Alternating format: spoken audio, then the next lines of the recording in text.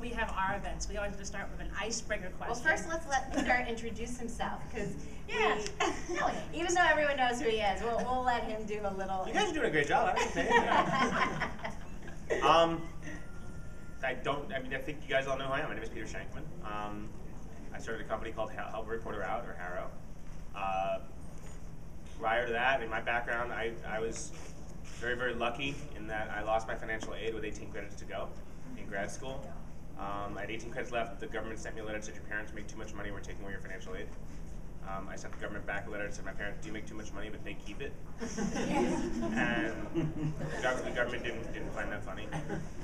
And I moved back to New York, and I was hanging out in the Melrose Place TV gossip chat room on America Online in 1995. And someone in that chat room worked at AOL, and she said, you know, my company's trying to build a newsroom. Why don't you submit your resume? And I said, great, I have absolutely no experience. I'm sure this will be wonderful. And 2 weeks later, I was being moved down to Virginia to become the founding editor of AOL News. And I started the AOL Newsroom with about 3 other reporters. We spent 2 years not knowing what the hell we were doing. That was pretty much the truth. We didn't have a damn clue. And, but we did know this. This was back when the internet was not free. For those under 30, the internet used to cost money. AOL charged $2.95 an hour.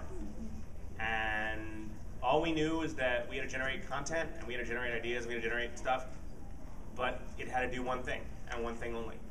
It had to keep users online as long as possible, because that's how we made money. We had to generate revenue. And I think that we're in an age right now where there are way too many companies out there, startups and big companies alike, who believe that this new technology and social media and all this stuff is cool. And they kind of forget about the fact that if you're not generating revenue, you're doing it wrong.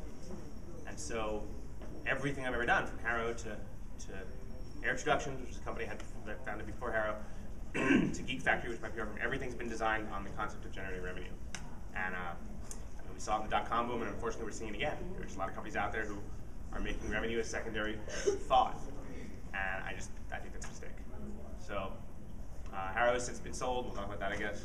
So I do a lot of things. I consult, I speak, I angel invest. Yeah.